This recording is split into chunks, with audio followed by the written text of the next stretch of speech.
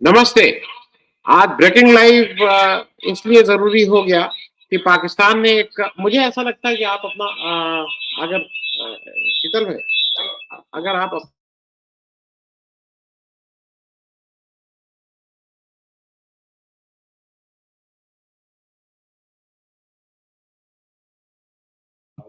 मेरा सिर्फ कहना ये है कि अगर आप अपना वॉल्यूम कम ज़ीरो कर दें, आप आवाज़ यहीं से सुनें, तो वो दिक्कत नहीं है।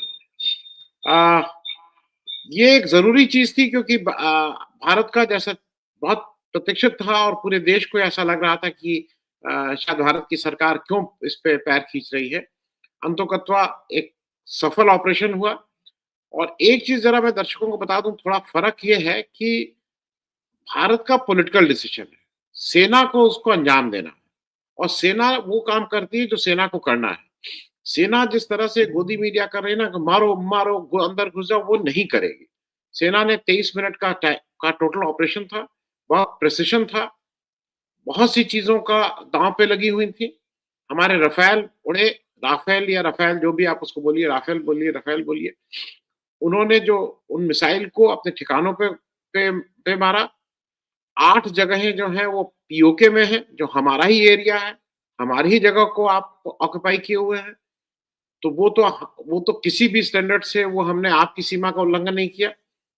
एक जगह जहाँ हम बहावलपुर में गए हैं, जहाँ सुभान अल्लाह मस्जिद जो आपकी थी, जहाँ पे एलईडी का आप हेडक्वार्टर बनाए हुए थे, उसको हमने नुकसान पहुँचाया और उसमें तबाही मचाई है और हमारी फ़ौज ने एक बार फिर से प्रूव कर दिया कि 23 मिनट के ऑपरेशन में जब हम एट विल जहाँ चाहें, जैसे चाहें, जब चाहें जो कहते हैं ना, वो हम कर सकते हैं। अब देखना ये है कि पाकिस्तान इसका जवाब में क्या करता है, क्योंकि अब अगर पाकिस्तान ने पहले पाकिस्तान ने काम ये किया था कि पाकिस्तान ने हमारे पहलगाम में हमारे 25 निहत्थे लोगों को और एक नेपाल के 26 लोगों को, निहत्थे लोगों को, टूरिस्ट को आपने वहाँ जाके मारा था और आपके शह पे आतंकवादी जो आपकी धरती पे ट्रेनिंग देते हैं, आप ऐसा माना भी जाता है कि आपकी शह है, आपके लोग हैं, उसको हमें जवाब सिखाना ज़रूरी था। क्योंकि ऐसे थोड़ी हो सकता है कि जिसका जब मन करेगा आके हमारे यहाँ उसको मार देगा। अब देखना ये है कि पाकिस्तान इसके अगेंस्ट क्या करता है। क्योंकि अगर अब पाकिस्तान करेगा तो अब युद्ध शुरू हुआ है। युद्ध अभी तक नहीं शुरू हुआ है। अभी तक तो एक्शन रिएक्शन है।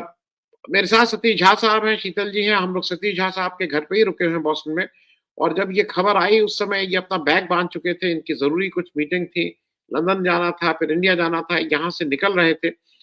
फिर इनको ऐसा लगा कि नहीं, शायद इस समय ऐसी वो है कि इन्होंने अपना प्रोग्राम रोका है, रुक के अभी ये 2-4 दिन बाद यहाँ से फिर निकल रहे हैं। मतलब टिकट टिकट कैंसल किए गए हैं आज।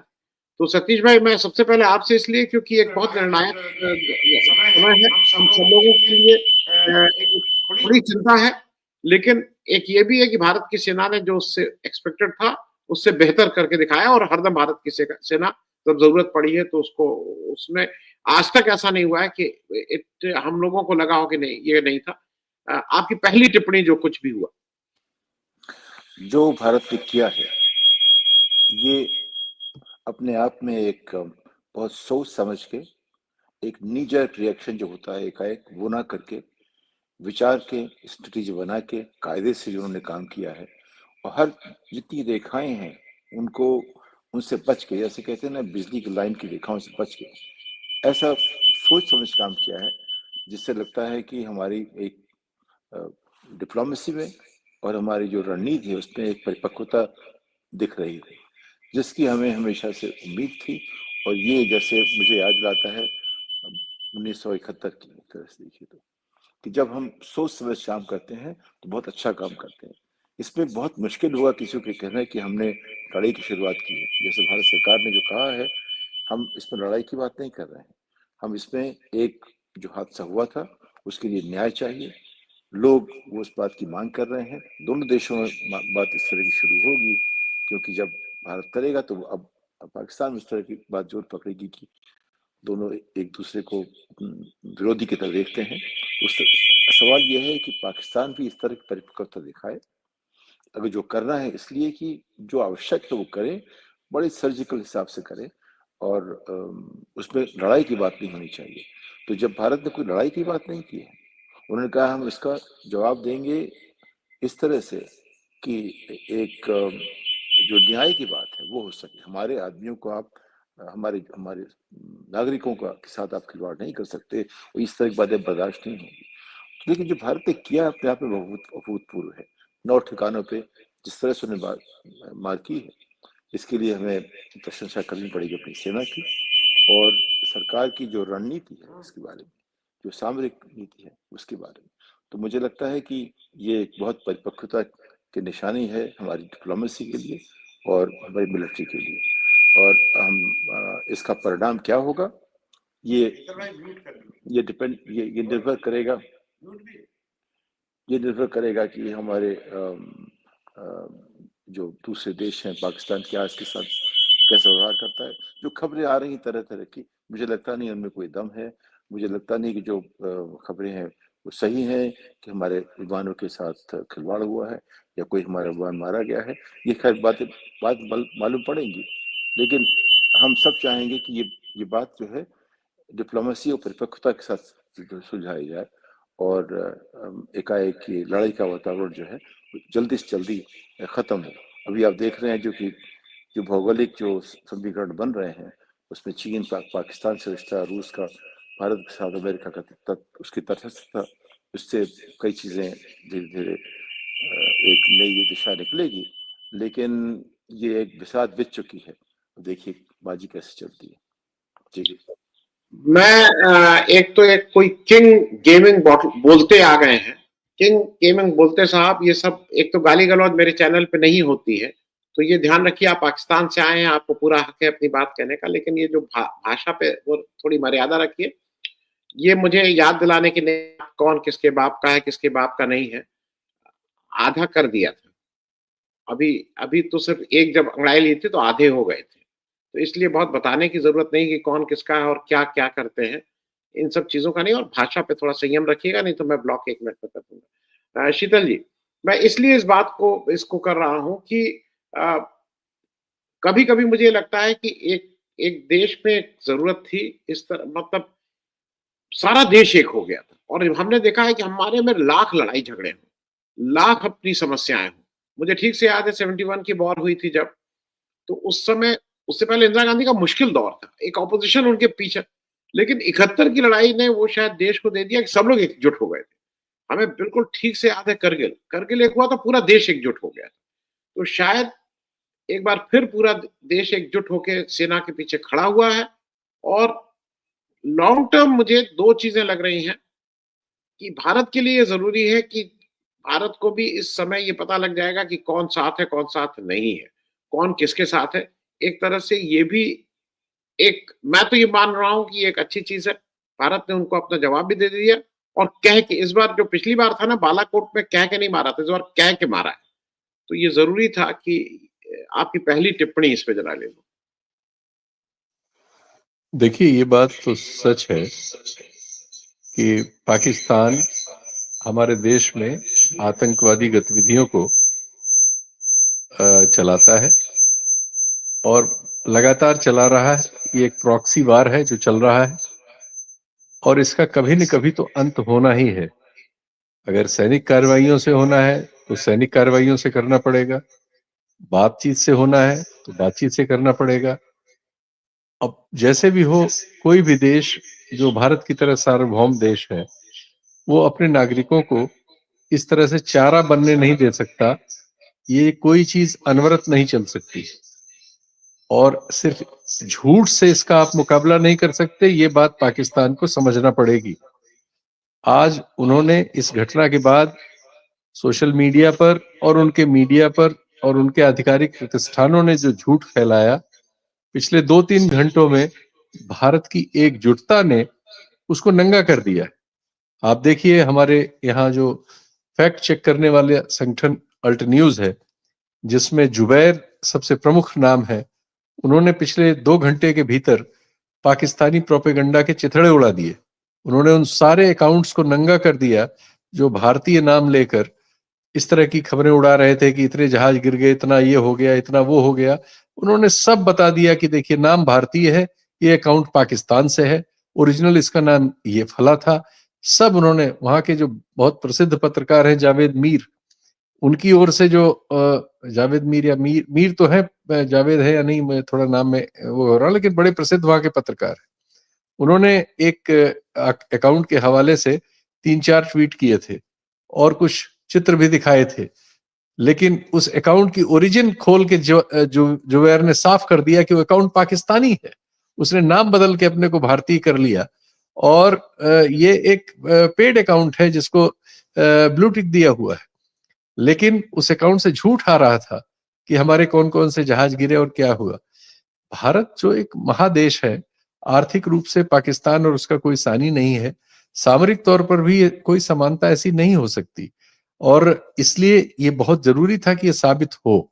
और ऐसे संगठन जो पाकिस्तान में, जिनको प्रश्रय मिल रहा है, लगातार मिल रहा है, जो अंतर्राष्ट्रीय स्तर पर यूएन और पश्चिम के द्वारा निर्धारित किए गए हैं कि ये अपराधी हैं, आतंकवादी हैं, उनके ठिकानों पर हमले हुए हैं। बहावलपुर वाला जो हमला है वो बहुत महत्वपूर्ण है। जैश ए मोहम्मद का वो अड्डा था, और वहां कितने लोग मारे गए, कितने नहीं हुए, अभी बहुत डिटेल्स नहीं आए हैं। कुछ मौतों की और कुछ घायलों की खबर वहां से आई है, लेकिन जो भी हुआ है उनको ये पता लग गया कि वो मारे जा सकते हैं, छुप नहीं सकते। ये संदेश देना, इसके लिए बिल्कुल पूरे देश में सारे राजनीतिक दल एक स्वर से सरकार के साथ खड़े थे। और भारत की जनता में, ठीक है, हम डेमोक्रेटिक देश हैं, हम सरकार से सवाल करते हैं, सरकार की कमियों को उजागर करते हैं। जो घटना हमारे पहलगाम में हुई, उसमें जो हमारी प्रशासनिक कमियां थी, हम उनको उजागर कर रहे थे, लेकिन इसका मतलब ये नहीं था कि हम पाकिस्तान के साथ हो जाएंगे और हम पाकिस्तान के उन अपराधियों को छोड़ देने के बारे में सोचेंगे जो हमारे नागरिकों की इस तरह की निरपराध नृशंस हत्या के लिए जिम्मेदार है। और इस परिघटना ने भारत की सामर्थ्य को साबित किया है अंतर्राष्ट्रीय स्तर पर। हमारे कौन दुनिया में दोस्त हैं, कौन दुश्मन है, ये बार बार ऐसे मौकों पर साफ होते हैं। भारत ने इधर राजनय के जरिए बहुत सारे ऐसे देशों को अपनी बात से सहमत कराया है जो इसके पहले पाकिस्तान वगैरह के साथ परोक्ष या प्रत्यक्ष रूप से रहा करते थे, और उनमें से बहुत से चुप हैं, बहुत से हमारे साथ हैं। और इससे ये साबित हुआ कि हम ये भी कर सकते हैं, और सिर्फ परमाणु अस्त्रों से लैस होना इसका वो डिटरेंस नहीं हो सकता, ये परमानेंट डिटरेंस नहीं हो सकता। और निश्चित तौर पर भारत इसको एक सीमा से अतिरिक्त बर्दाश्त नहीं कर सकता। बहुत सही फैसला हुआ है। सारे राजनीतिक दल, सारा आवाम, सारे धर्म के लोग, सारे क्षेत्रीय विभाजन के लोग, जितने भी विभाजन है, सब एक मत हो गए हैं और सब इस कार्रवाई के साथ हैं। और ऐसी ये शुरुआत है, यूं माना जाना चाहिए। ये बातें इससे आगे भी जा सकती हैं अगर घटनाएं होंगी, अगर आप इस पर रोक नहीं लगाएंगे और इस प्रॉक्सी वार के जरिए उन फैसलों को हल करना चाहेंगे जिनको हल करने का दुनिया में एक ही तरीका है, वो है बातचीत। और बातचीत और एक ऐसा रिश्ता रखना जिसको राजनयिक रूप से दुनिया स्वीकार कर सके और जो एक सभ्य समाज की पहचान होते हैं। अगर आप असभ्यता से पेश आएंगे तो असभ्यता से जवाब पाएंगे। और ये बहुत मतलब एक भारतीय जनमानस के लिए बहुत उत्साहवर्धक फैसला है। और हमारी सेना को बार बार सलाम, जिसने इसको बहुत ही प्रिसाइज ढंग से पीओके में भी और पश्चिमी पाकिस्तान में भी, पश्चिमी उसमें पंजाबी क्षेत्र ज्यादा है, उन सब में उसको अंजाम करके दिखाया है। और भारत इस तरह की तकनीक में लगातार उन्नत हो रहा है, ये उसका एक प्रतीक है। देखते हैं इसके डिटेल्स अभी और आएंगे। अभी चूंकि झूठ बहुत ज्यादा चल रहा है, तो पहली लड़ाई उस झूठ को बार बार साफ करने की हो रही है। काफी हद तक भारत ने आधी रात की कार्रवाई थी और सुबह होते तक बहुत कुछ साफ कर दिया है। सभी स्टूडियोज में और सब जगह काम हो रहा है। ठीक है, युद्ध में इस तरह का प्रचार भी होता है। हमारे यहाँ भी बहुत से लोग उत्साह में कुछ ज्यादा कहीं बोल रहे हो तो आज नहीं तो कल वो साफ हो जाएगा। लेकिन ये सच है कि भारत ने जो कहा वो किया है, वहां से स्वीकारोक्ति आ गई है। अगर पाकिस्तान प्रतिक्रिया करता है तो उसका भी जवाब दिया जाएगा। और आने वाले दिनों में जैसे चीजें अनफोल्ड होंगी उस हिसाब से हमें पूरा विश्वास है कि हमारा सैनिक प्रशासन और राजनीतिक प्रशासन कामयाबी के साथ इनका मुकाबला करेगा और इस तरह के तत्वों को ये संकेत साफ साफ मिल जाएगा कि वो धरती पर कहीं भी हो, बच नहीं सकते, छिप के अनवरत उनको कोई रक्षा कवच नहीं मिल सकता, और वो आज नहीं तो कल जहां भी होंगे, जैसे भी होंगे, मारे जाएंगे, उनको उसकी सजा मिलेगी। तो ये सजा मिलने का विश्वास जनता में पैदा हुआ है और संभवतः उनमें भी जाएगा जिनके लिए ये संदेश दिया गया है। मैं एक सतीश एक चीज में और कहता हूँ, देखिए मैं तो पहली बार अमेरिका आया, 15-20 दिन से घूम रहे हैं। एक चीज बिल्कुल बिल्कुल ये बार बार निश्चित हो, अच्छा मैं बीवी सिंह साहब एक चीज आपको बता दूं, ये कोई इस समय पार्टी पॉलिटिक्स नहीं है, ये सोनिया गांधी क्या कर रही है, कौन क्या कर रहे हैं, ये इसको जरा थोड़ा देर बंद रखिए, क्योंकि देश की बात है। ये सब सोनिया गांधी और राहुल गांधी और मोदी जी बाद में हो लेगा जब जब इलेक्शन का टाइम आएगा। This is not the time. दूसरा मैं इसलिए कह रहा हूँ कि एक जेबी साहब है, वो बता रहे हैं कि फॉक्स न्यूज, मैं यहीं बैठ के अमेरिका में बैठ के फॉक्स न्यूज कह रहा हूँ, कहीं फॉक्स न्यूज ने नहीं बताया है कि कितने रफाल और कितने हो गए। मैं ये बातें इसलिए कह रहा हूँ कि अब तो फैक्ट दुनिया का सारी चीजें आप खुद चेक कर सकते हैं, आपको किसी दूसरे की जरूरत नहीं है, जैसा शीतल जी कह रहे थे। मैं सिर्फ एक चीज शीतल जी आपसे समझना चाह रहा हूँ, दुनिया में मतलब जब मैं अमेरिका घूम रहा हूँ वो भी परेशान है, क्योंकि अगर 9/11 हुआ था, 9/11 जिसको बोलते हैं, वो भी उसके सूत्रधार जाके अमेरिका पाकिस्तान बैठे हुए थे। हिंदुस्तान में जितनी आतंकवादी गतिविधियां होती हैं उसके सबके सूत्रधार पाकिस्तान में बैठे रहते हैं। ये भी फैक्ट है। देखिए मैं कुछ चीजें इसलिए कह रहा हूँ कि ये भी फैक्ट है कि हमारा एक नॉर्थ ईस्ट में एक हिस्सा है जिसमें लोग कहते थे कि पहले वो कहीं से चीन से आता था, नेक्स्ट स्लाइड में। लेकिन आज की तारीख में चीन प्रायोजित आतंकवाद की बात तो हम लोग को कभी कहीं इक्का दुक्का होती हो तो होती हो, लेकिन ये कांस्टेंट पाकिस्तान, और पाकिस्तान को मैं इसलिए कह रहा हूँ कि मैं जितने लोगों से अमेरिका में मिला, जो बहुत से पाकिस्तानी पाकिस्तान में रहने वाले लोग मिले, वो फेड अप है अपनी कंट्री से। मतलब मैं पहली बार देख रहा हूँ, कह रहे भाई क्या हो गया पाकिस्तान को, पैसा है नहीं, ताकत है नहीं, कुछ अजीब सी स्थिति कर रहे हो, लड़ने आतंकवाद को उसमें पीछे कर रहे हो। उस आतंकवाद से किसका फायदा हो रहा है? तुम्हें अगर कहीं से पैसा मिलता है तो वो पैसा भी कौन दे रहा है पैसा? तो मुझे ऐसा लगता है कि लार्जर उसमें एक बार ये जरूरी था कि ये सामने आ जाए कि पाकिस्तान कोई जो एक टेरर स्टेट की बात नहीं है कि दे प्रोपोगेट टेरर, उनके यहाँ एक ऑफिशियल ये माना जाता है कि टेररिस्ट हो। और दूसरा ये भी जरूरी है कि पाकिस्तान में पॉलिटिकल विल नहीं है। भारत की सेना तब तक रिस्ट्रेन की हुई थी जब तक भारत की पॉलिटिकल लीडरशिप, फायर तो हमारे यहाँ हमारी पॉलिटिकल लीडरशिप कहेगी, इस देश का आवाम कहेगा। तो इस देश के जो ट्रिगर है उस पर उंगली इस देश के नागरिक की है। पाकिस्तान में उस देश के नागरिक की नहीं है, वहां के कोई जनरल साहब, कर्नल साहब, ब्रिगेडियर साहब की होगी, क्योंकि उनका कहाँ क्या होगा ये, तो ये फर्क समझ लीजिए डेमोक्रेसी और उसका। और पाकिस्तान के बहुत से लोग कह रहे हैं डेमोक्रेसी तो 2-4 साल कभी कभी आती है ठंडी हवा की तरह, हमारे यहाँ डेमोक्रेसी का। तो मैं सिर्फ सतीश झा साहब आपसे समझना चाह रहा हूँ कि लार्जर जो जो ग्लोबल वो है, उसमें पाकिस्तान धीरे धीरे कॉर्नर होता जा रहा है कि ये एक ऐसा देश है जो कहीं ना कहीं टेररिस्ट ऑर्गेनाइजेशंस के पीठ पे हाथ रखता है या उनको प्रायोजित करता है। इस पे भी मैं एक टिप्पणी चाहूँ। देखिए, पाकिस्तान की स्थिति आज ऐसी है कि बांग्लादेश और भारत के मुकाबले इसकी प्रति व्यक्ति आज जो आमदनी है वो आधी है। अगर $2500 पड़ती है भारत की और बांग्लादेश की, तो यहाँ 12,500-1300 है। तो वहाँ आमदनी का जो स्रोत है वो अपने आप में इन चीजों से आता है, जैसे कि जिन चीजों को हम नकारना चाहते हैं, वो इसलिए आता है कि उसकी एक सामरिक स्थिति बनी हुई है। उसे पता है कि ऐसी जगह पे जोग्राफिकली खड़ा हुआ है कि कभी अमेरिका से, कभी चीन से कुछ मदद ले सकता है, उनसे पैसे उनसे निकाल सकता है, इसलिए कि जिस जगह पे खड़ा हुआ है उसकी अपनी एक सामरिक जरूरत है। तो एक जो वह, और हम सुनते आए हैं, आप जानते हैं कि वहाँ कई बार कहा जा चुका है कि टेरर का अगर जो एपी सेंटर कहीं दुनिया में है तो पाकिस्तान में है। उसके कई हमारे पास सबूत आ चुके हैं, अमेरिका ने सबूत दिए हैं, लेकिन अमेरिका उसको आश्रय भी देता रहा है। पाकिस्तान की जो स्थिति आज है, सामरिक स्थिति है, उसके पीछे अमेरिका 100% खड़ा रहा है। जैसे वो पश्चिम एशिया में उसकी स्थिति है, ऐसे यहाँ भी अमेरिका के समर्थन के बिना पाकिस्तान की स्थिति ऐसी नहीं हो सकती थी। इस बात को हमें मानना पड़ेगा। इस बात को हमें अमेरिका से बात करनी पड़ेगी, उनके साथ जो हमारी जो बातचीत शुरू हुई भारत की, उनसे समझाना पड़ेगा कि ये उनकी हित में नहीं है। अगर उनको सामरिक उसमें एक दिशा देखनी है या खींचनी है, उसके लिए उनको ये समझना पड़ेगा कि अगर उसको टेररिज्म का अड्डा बनाएंगे, उसके उनको पैसे देंगे, उससे पाकिस्तान में कोई तरक्की नहीं हो सकती। उद्योग बनेगा तो सब कुछ मिला करके ये होता है टेरर ही उनका उद्योग बन गया है। ये बहुत बड़ी मुश्किल बात है। तो एक तो आधी आमदनी बांग्लादेश और हिंदुस्तान की पड़ोसी देशों की अपने आप में एक बड़ी ताजुब की बात है। वहां के लोग उतने ही काबिल हैं, सिर्फ इसलिए कि मिलिट्री वहां रूल करती है, इसलिए कि जो डेमोक्रेटिकली इलेक्टेड प्राइम मिनिस्टर को जेल में रखा गया है।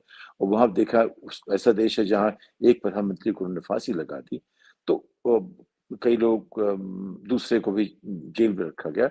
यानी कि वहां की जो पॉलिटिकल इनस्टेबिलिटी एक तरह से देखिए, और जो अथॉरिटेरिज्म जो है और डेमोक्रेसी की जो कमजोरियां हैं, उन सब को लेकर पाकिस्तान कमजोर होता जा रहा है।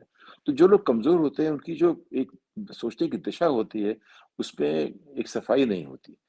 वो जो पाकिस्तानी सरकार की जो उनका जो नजरिया है, उसमें ये सब चीजें दिखती, कमियां दिखती हैं। उनकी अपनी आर्थिक कमजोरी, सोचने की कमजोरी, और किसी न किसी तरह से पैसे निकालने के लिए वो टेररिज्म का इस्तेमाल करते रहते हैं। लेकिन वो बिना किसी बड़े देशों के समर्थन का नहीं हो सकता है। यहाँ मुश्किल है। चीन और रूस चीन और अमेरिका दोनों उसका समर्थन किसी करते रहे हैं, एक ज्यादा पैसे से और एक ज्यादा इंगेजमेंट के साथ। काफी ज्यादा जो इकोनॉमिक इंगेजमेंट चीन के साथ है, और दान वाला इंगेजमेंट, ग्रांट वाला इंगेजमेंट, मिलिट्री इंगेजमेंट अमेरिका के साथ ज्यादा है। तो इसको जब तक हम एक तरह से ठीक नहीं करते हैं अमेरिका से बात करके, और इसके लिए हमारी डिप्लोमेसी में चीन को भी लाना पड़ेगा, तो उसके बिना बात बनेगी नहीं। लेकिन ये बात ये है कि ये पाकिस्तान एपी सेंटर है टेरर का, और पाकिस्तान दुनिया के सबसे कमजोर आर्थिक देशों में से बन गया है। 1300 1250 पर कैपिटा इनकम, जबकि बांग्लादेश की 2500 की है, 2550 की है। अपने आप में एक अजीब सी बात है कि बांग्लादेश पाकिस्तान का हिस्सा था, और वो टूटने के बाद इतनी वहां डेमोक्रेटिक प्रॉब्लम्स हैं, फिर भी आगे बढ़ता जा रहा है। तो आज के संदर्भ में पाकिस्तान को सोचना होगा कि हम कैसा देश बनना चाहते हैं। क्या हम सिर्फ टेरर का अड्डा बने रहें? क्या हमारे सिर्फ कश्मीरी इशू है?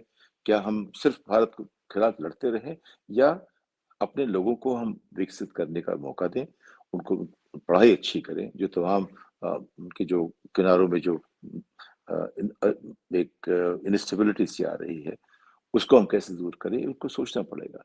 तो मेरा मेरा मानना है कि जो मेच्योर लीडरशिप वहां जब तक नहीं होती है, और जब तक मिलिट्री और उनकी जो इंटेलिजेंस एजेंसीज और डेमोक्रेटिक नॉर्म्स वगैरह का एक बैलेंस नहीं बनता है, मेरा मानना है कि वहाँ की जर्नलिज्म तो बहुत ही मजबूत है कई देशों के मुकाबले।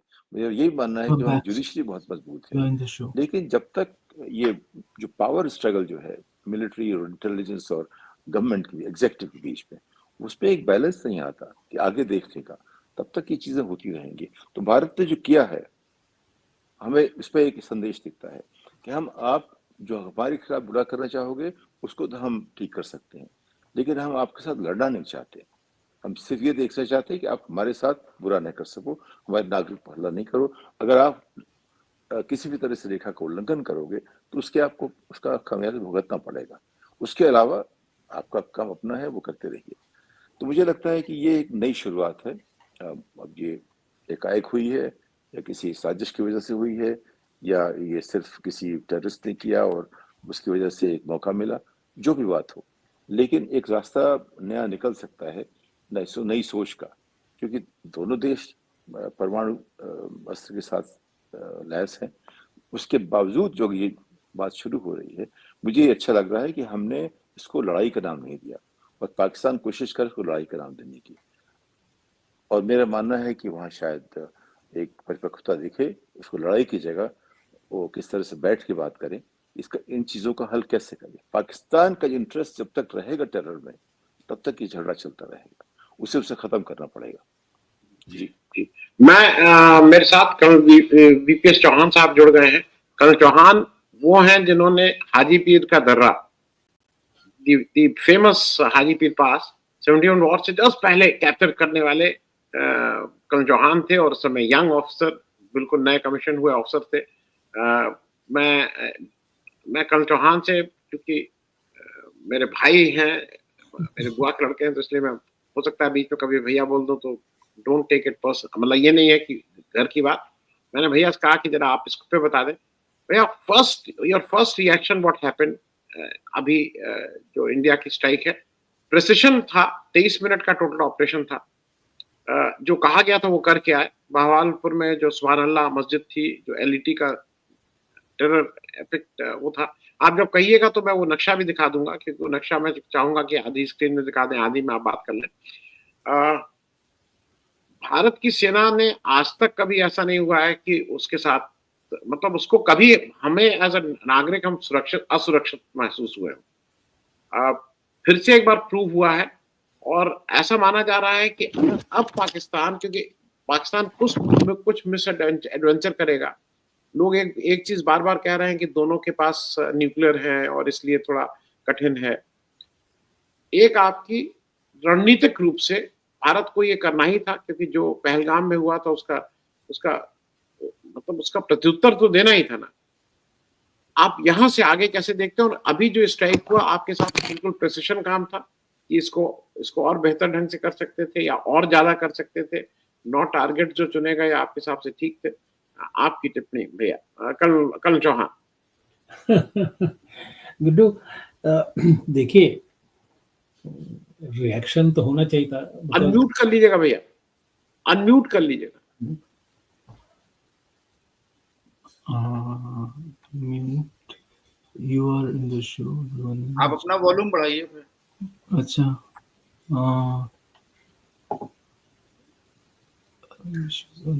सेटिंग्स, आपको जोर से बोलना पड़ेगा। Can you hear me now?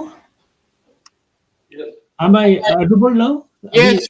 अच्छा, तो ऐसा है आनंद, I think this is the least India should have done, and I'm very happy that they have done it, because there's a limit to everything.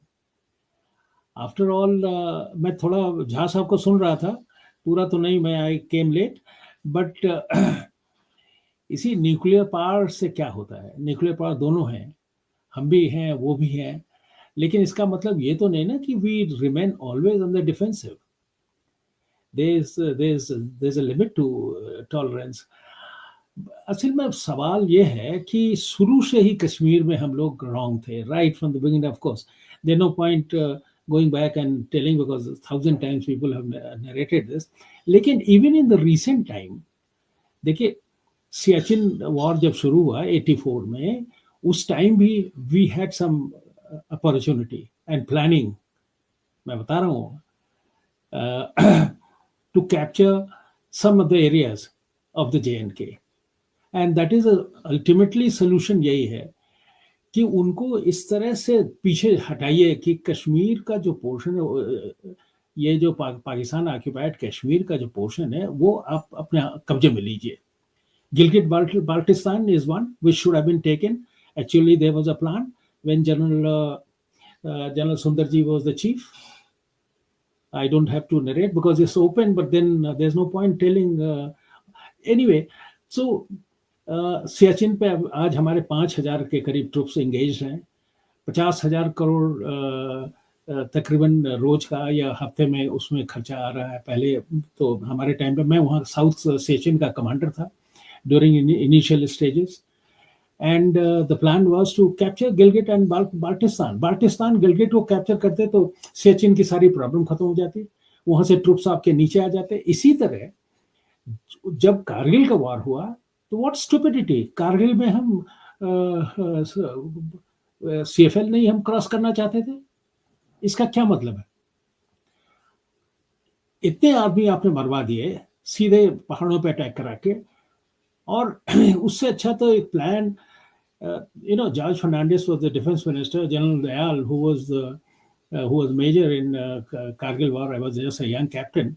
Kargil, Siachen, Hajipir. We went and told him, and some other officers also, कि भाई this is the time कि आप अपना कारगिल का वो जो bulge है उसको सीधा कर दो, बांदीपुर से आगे जाओ नीचे और इधर मुजफ्फराबाद तक थोड़े आगे बढ़ के, और पूरा जो प्रॉब्लम है आपका कारगिल का, हमेशा ये थ्रेटन करते हैं, उसको खत्म कर दो। तो कहीं ना कहीं इस तरह की बातें तो आपको करनी पड़ेंगी, नहीं तो आपका ये परचुअल रहेगा। तो आर्टिकल 370 इतना अच्छा कदम आपने उठाया है, लेकिन उसका फायदा क्या है?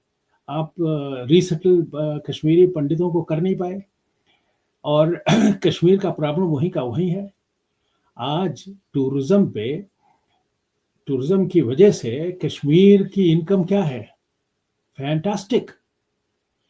आंकड़े आप देखिए उनका, कि हर मतलब जितना स्टेट का बजट है उससे ज्यादा इनकम आपका टूरिस्ट से होता है। उन्हीं टूरिस्ट के ऊपर घाट लगा के मारा गया। तो इसका तो परमानेंट सोल्यूशन होना चाहिए, और उसका एक ही तरीका है कि आई एम श्योर हिंदुस्तान ने जो प्लान किया, मिस्टर मोदी एंड हमारे सर्विसेज चीफ और defence minister, they must be keeping something more up the sleeve. ये तो जस्ट इनिशियल स्टेजेस है, something more, I am sure something more will be coming. जी, मैं शीतल जी एक चीज जनता को याद दिला दूं, और मेरे कुछ दर्शक हैं जो रेगुलर आते हैं मेरे शोज में। मुझे ऐसा लगता है कि इस समय इस बात का नहीं है कि डीएसपी देवेंद्र सिंह का क्या हुआ, पुलवामा में क्या हुआ, दिस नॉट द टाइम। मैं इसलिए मान रहा हूं क्योंकि इस समय देश को एक स्वर में एक साथ, मतलब बिना किसी हील हुज्जत के देश को एक स्वर में एक आवाज आनी चाहिए। तो इसलिए क्या हुआ क्या नहीं हुआ हम लोग अपना आपस में लड़ लेंगे, वो हम लोग आपस में एक दूसरे से निपट लेंगे, जिसको जब होगा, जब इलेक्शन होगा, कौन जीतेगा कौन हारेगा वो एक अलग इशू है। मैं इस बात को कह रहा हूं, एक याद रखना होगा कि जब करगिल हुआ था तो उस समय जो अटल बिहारी वाजपेयी जी की सरकार ऑलरेडी उनका वो अल्पमत हो चुकी थी, सरकार गिर चुकी थी, और वो केयर टेकर प्राइम मिनिस्टर थे, लेकिन पूरा देश पीछे खड़ा हो गया था। मतलब इट वॉज मैंडेटेड सरकार नहीं थी, इलेक्शन होना था, लेकिन देश पूरा पीछे खड़ा हो गया था अटल बिहारी वाजपेयी के। इंदिरा जी की जब 71 में सरकार थी, पूरा देश पीछे खड़ा था। तो मुझे ऐसा लगता है शीतल जी कि this is one time, politics होती रहेगी, सरकारें बनेंगी बिगड़ेंगी, कोई जीतेगा कोई हारेगा, लेकिन शायद ऐसे टाइम अभी तक हम सब लोगों को, और आप सबसे जो भारत को सही में प्यार करते हैं, आग्रह सिर्फ यही है कि केवल इस समय आप भारत के साथ एक स्वर में भारतीय फौजों के साथ खड़े हो जाइए। ये जो हम शीतल जी आपसे इसलिए हम कह रहे हैं कि हम और आप ही ज्यादा पॉलिटिकल कमेंट्री करते हैं, शायद ये समय इस समय किसी भी पॉलिटिकल व्यूज का नहीं कि वो क्यों नहीं किया, वो कमी रह गई थी, वो क्या, वो जांच होती रहेगी, वो सब हम लोग कर लेंगे। लेकिन इस समय जहां खड़े एक आपकी टिप्पणी लेना चाहूंगा शीतल जी। देखिए, हमारे पूरे पॉलिटिकल स्पेक्ट्रम ने ओवैसी साहब से लेके और अब्दुल्ला फैमिली तक, और देश के जितने भी संगठन हैं, राहुल गांधी समेत सबका रिएक्शन एक है। सब भारतीय सेना के पीछे खड़े, सब भारतीय सेना की सफलता के तारीफ कर रहे हैं और उसको सफल होना चाहते हैं कि वो सफल हो।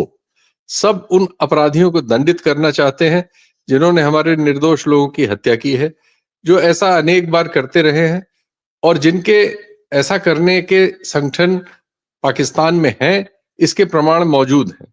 अभी कुछ दिन पहले ही अमेरिका से एक इसी तरह का अपराधी, जो हमारे देश के एक बहुत बड़े इस तरह के हत्याकांड का अभियुक्त था, अमेरिका में था, भारत लाया गया है प्रत्यार्पण से। अनेक बार अनेक मामलों में अनेक सबूतों के जरिए अंतरराष्ट्रीय पटल पर यह साबित है कि पाकिस्तान में रहने वाले बहुत सारे इंडिविजुअल्स और बहुत सारे संगठन ऐसे हैं जो आतंकवाद में मुब्तला हैं, और जिनकी वजह से भारत में आतंकी घटनाएं होती हैं। ये चीज दुनिया में सबको पता है, और दुनिया में इस बात की अलग अलग तरह से अलग अलग स्तर पर अमेरिका समेत ये इनके नाम दर्ज हैं, और इसलिए इसमें तो कोई शक किसी को नहीं है। बाकी बहुत सारी छोटी बातों पे बहुत सारे शक हमेशा होते हैं, लोकतंत्र में रहते हैं, रहने चाहिए, यही लोकतंत्र का गुण है। लेकिन जब ऐसी परिस्थिति होती जैसी परिस्थिति आज है, उसमें हमारे पूरे राजनीतिक स्पेक्ट्रम में एकता है, और जनता में भी एकता लोकतंत्र में बहुमत से होती है। एक प्रचंड बहुमत की एकता हमें सोशल मीडिया सब जगह दिख रही है। शंकाएं हमेशा होती हैं, मनुष्य का ये गुण अवगुण दोनों है, वो सब और चलती रहती हैं और चलती रहेंगी, जिन पे आपने इशारा किया।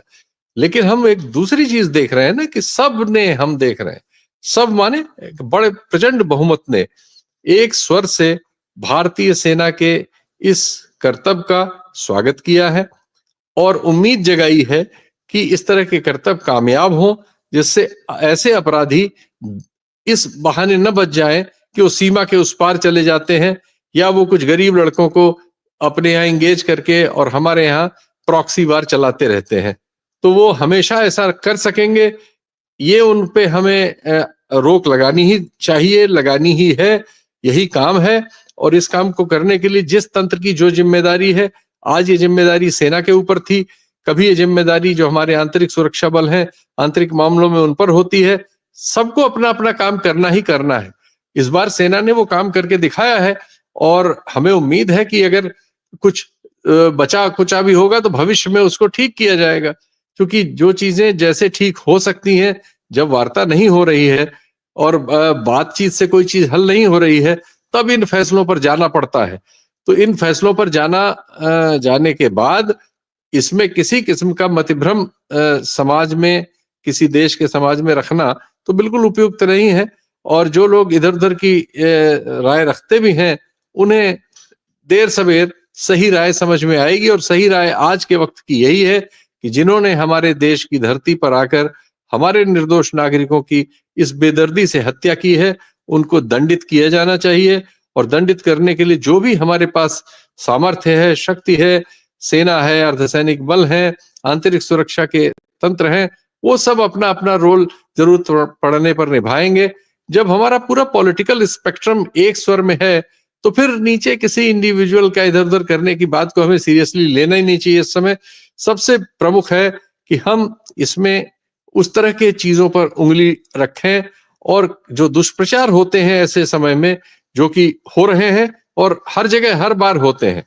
अब उस समय तकनीक का इतना विकास नहीं था, जब 71 की लड़ाई हुई, हम लोग स्टूडेंट्स थे और हमें मालूम है तब भी इस तरह का प्रचार होता था कि कहा जा रहा था हरियाणा कब्जा हो गया है, दिल्ली पहुंचने वाली है सेनाएं, और वो उल्टा रहा था। और हमारे और सबके इतिहास में और तथ्य में दर्ज है कि 1 लाख के आसपास लोगों को पाकिस्तानी सेना के बांग्लादेश में सरेंडर करना पड़ा था, और एक देश का उदय हो गया था इस तरह की हरकत करने की प्रतिक्रिया में।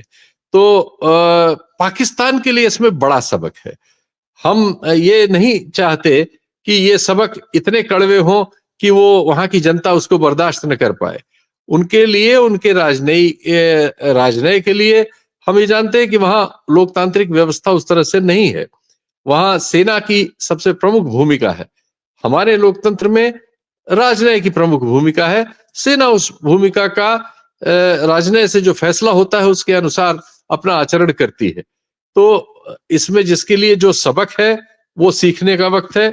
हम अपनी कमजोरियों पर अपने को ठीक करते हुए इस काम में गए हैं, और हमने एक हद तक बिल्कुल ये संदेश दे दिया है कि ऐसा कुछ करने वाले लोग जो हमारे देश में एक प्रॉक्सी वार चलाकर निर्दोष लोगों की हत्या करके अपनी किसी राजनीतिक सफलता की कामना कर रहे हैं, वो दुनिया में कहीं भी रहें, पाकिस्तान में रहें, अफगानिस्तान में रहें या कहीं रहें, वो सुरक्षित नहीं है और उनको सजा मिलेगी, उनको दंड मिलेगा।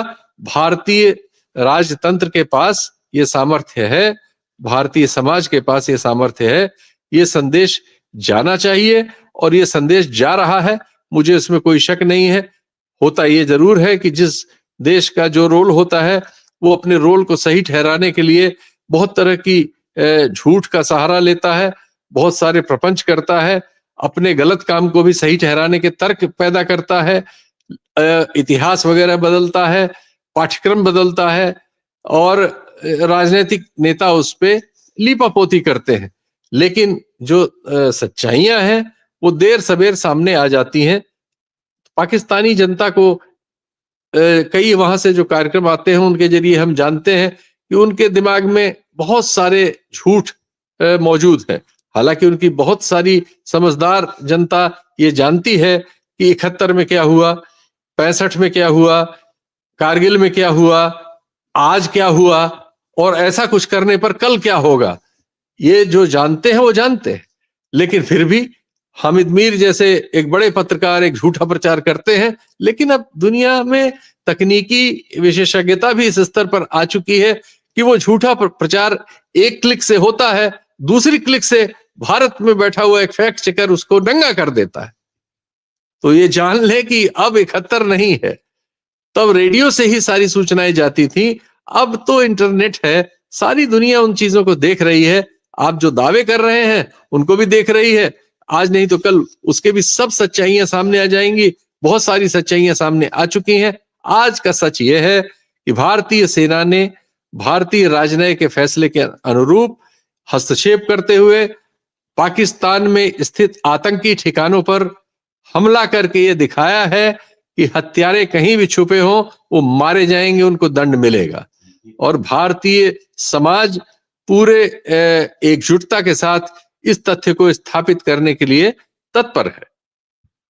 जी, मैं कल चौहान से एक ले लूं, फिर सतीश भाई आपसे लास्ट क्लोजिंग स्टेटमेंट ले लूंगा।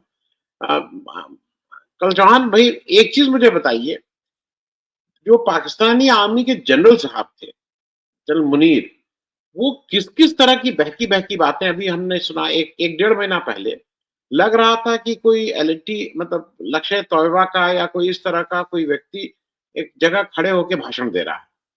मतलब वो कहीं से भी जनरल को जो एक सूट करता है उस तरह का भाषण नहीं था। वो बिल्कुल पूरी तरह से धर्म की चाशनी में बुरी तरह से डूबे हुए आचरण की बात कर रहे थे।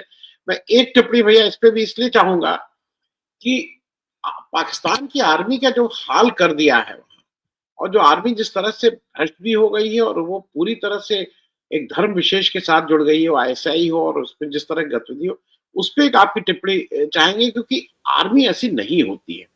आर्मी को इन सबसे अलग रखा जाता है, धर्म से अलग रखा जाता है, लेकिन वहां पे धर्म की शिक्षा ही अब देने लगे हैं जनरल मुनीर। चौहान एक्चुअली आप देखिए आनंद, मुनीर का, जनरल मुनीर का बैकग्राउंड क्या है।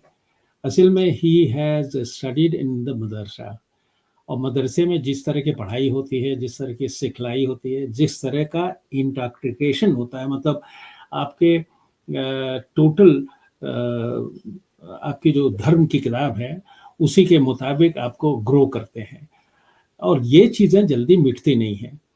तो बेसिकली इस दैट इज हिज बैकग्राउंड, एक चीज। दूसरी बात यह है कि उसके अलावा भी पाकिस्तान आर्मी में धर्म की बात हमेशा से प्रिविलेज रही है।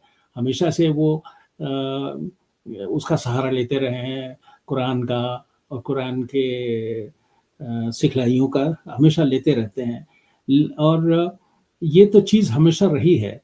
लेकिन सवाल ये है, आप you can compare Pakistan army, Indian army. Indian army is far far ahead in their thinking. Liberation है इसमें, हमारे दुनिया भर की चीज़ें हैं। वी है आर्मी, हमारे आर्मी में मुसलमान जनरल बने हैं, एक नहीं कई जनरल बने हैं, आपको पता है, और क्रिश्चियंस बने हैं, पारसीज बने हैं। लेकिन इस तरह का पाकिस्तान में इसका कोई स्कोप नहीं है, पूरा धार्मिक है, इसमें कोई शक नहीं है, और इसी की वजह से ये बातें हैं। और मुनीर की वजह से ही ये काफ़ी फिलिप हुआ है। बीच में तो थोड़ा कम हो गया था, लेकिन कारगिल के बाद से थोड़ा, लेकिन मुनीर के पहले भी था। मुनीर के आने के बाद ये जो पहलगाम में हुआ है, तो ये तो बहुत ही ज़्यादा गड़बड़ है, और मेरे ख्याल से हमको पनिश करना चाहिए। जैसे शीतल सिंह साहब बता रहे थे कि कहीं भी छुपे इनको मारना बहुत जरूरी है, और मैं तो ये कहता हूं कि इस मारने के साथ साथ कश्मीर का जो प्रॉब्लम है, मेन प्रॉब्लम, उसको खत्म किया जाए। और उसका खत्म करने का एक ही तरीका है कि पीओके के मेजर हिस्सों को देखिए, आज भी लाइन ऑफ कंट्रोल पे आपके ट्रूप्स हैं लाखों के तादाद में, तो इसको आगे बढ़ाइए, आगे बढ़ा के उन इलाकों करिए जहां से एक्सेसिबिलिटी और इन्फिल्ट्रेशन पाकिस्तान आर्मी के ट्रेन किए हुए या पाकिस्तान आर्मी के जो लोग आके यहाँ करते हैं, उनको रोका जा सके। और उसका एक ही तरीका है कि जैसे मैंने आपको बताया, कुछ हिस्सों को अपने कैप्चर में किया जाए। मुझे तो लगता है कि कुछ न कुछ पाके मतलब इसी टाइम पे कुछ न कुछ और प्लान होगा, देखते हैं कैसा होता है। भैया ये मुझे एक चीज बता दीजिए, आपको कभी कभी मुझे, क्योंकि ये तो आप रणनीति के हिसाब से सेना के, ये एक पॉलिटिकल डिसीजन होगा, क्योंकि अगर पीओके को हमें वापस लेना है तो वो पॉलिटिकल डिसीजन होगा, वो सेना का डिसीजन नहीं हो सकता। एज अ आर्मी मैन, एक रक्षा विशेषज्ञ के तौर पे आपको क्या नहीं लगता है कि बिल्कुल सही समय है, अगर हमें पीओके को वापस लेना है तो ये एक मौका हमें दिया है पाकिस्तान ने, तो क्या इस समय बिल्कुल ठीक है पीओके वापस लेने का? मैं तो यही बोल रहा था। देखिए 65 में हमने हाजी पीर कैप्चर किया। हाजी पीर का स्ट्रेटेजिक इंपॉर्टेंस आप सबको पता है, मुझे दोहराने की जरूरत नहीं है। हाजी पीर कैप्चर करने की वजह से आज आप टनल बना रहे हैं बनिहाल के नीचे और ट्रेन ऊपर ऊपर कर रहे हैं। हाजी पीर की ऊंचाई 8000 के करीब है, केवल 8000। और हाजी पीर से उरी और बारामूला का सीधे रास्ता इतना शॉर्ट हो जाता कि जिसका मतलब अनुमान आप नहीं लगा सकते हैं। तो ये जो जगह हैं जिनसे हमको स्ट्रेटेजिक फायदा है, और पीओके है, ये तो पाकिस्तान ऑक्यूपाइड कश्मीर है, कश्मीर का हिस्सा है, इसको कैप्चर किया जाए। इसी तरह जो मैं जैसे मैंने आपको बताया, कारगिल का प्रॉब्लम खत्म करने के लिए हमेशा के लिए ये बांदीपुर और सोनामर्ग से ऊपर नॉर्थ में दूधगंगा रिवर क्रॉस करके कैप्चर कर लिया जाए। और ये क्या कहते हैं, बाल्टिस्तान और गिलगिट को कैप्चर किया जाए। गिलगिट तो कभी भी इनका हिस्सा नहीं रहा है, हमेशा इंडिपेंडेंट रहा है और पार्ट ऑफ ये हरि सिंह की सल्तनत रही है। तो इसका यही एक तरीका है कि इसको पीओके को पूरा कैप्चर किया जाए, या कम से कम वहां तक जाए जहां के बाद से पूरा इन्फ्लुएंस हम कर सके आगे के इलाकों पे, और उसके बाद सारा काम मेरे ख्याल से एकदम ठीक हो जाएगा और इन्फिल्ट्रेशन वगैरह एकदम कम हो जाएंगे। जी जी। एक तो त्यागी जी, मैं आपसे आग्रह करूंगा कि जरा आप अपने कमेंट पे थोड़ी मर्यादा रखिए आज, क्योंकि मैं फिर ब्लॉक करने में मुझे एक टाइम नहीं लगेगा, लेकिन आप जो हर एक आदमी को एक ही उससे साफ करने लगते हैं, आप बहुत नॉलेजेबल हैं, आपके पास बहुत ज्ञान है, लेकिन उस ज्ञान में आप हर एक को एक जजमेंटल होके इस तरह के कमेंट देने में थोड़े अपने को इस समय रोकिए। मैं सतीश जी आपसे अंतिम कमेंट लेके फिर इसको खत्म करेंगे। मुझे एक चीज बता दीजिए, दुनिया में कुछ जगह असल में दिक्कत क्या है कि जैसे एक एक बॉर्डर बहुत वो हो गया है, रूस और यूक्रेन बहुत गर्म है, इसराइल और फलस्तीन का उधर झगड़ा चल रहा है। एक मुझे ऐसा लगता है कि ये जो इंडिया पाकिस्तान का मामला है, इसमें इस तरह की कोई वो नहीं है, ये दुनिया को इसलिए भारत के साथ खड़ा होना चाहिए क्योंकि एक नजीर बन जाए कि भाई टेररिस्ट स्टेट अगर इस तरह का काम करेगी, अगर टेररिस्ट स्टेट कुछ इस तरह का वो कुछ करेगी, तो फिर ये एक्सेप्टेबल नहीं है पूरी दुनिया के लिए। तो दुनिया से भी कुछ रिएक्शन आपको आना चाहिए, बिल्कुल न्यूट्रल नहीं होना चाहिए। दुनिया को आज एक पोजीशन भी लेनी पड़ेगी दुनिया के बड़े देशों को कि टेररिज्म के मामले में वो कहाँ खड़े हैं। देखिए, मेरा मानना है कि टेररिज्म के मामले में कोई देश उससे अलग नहीं सोचता कि खत्म होना चाहिए, लेकिन फिर ऐसा क्यों होता है कि भारत जब पाकिस्तान से भारत पर दबाव पड़ता है तो अमेरिका उसके साथ फिर भी खड़ा रहता है। ये बड़ी बात है, क्योंकि जब स्टेट डिपार्टमेंट के लोग इसको चेस बोर्ड की तरह देखते हैं तब वो दुनिया अलग तरह की दिखती है।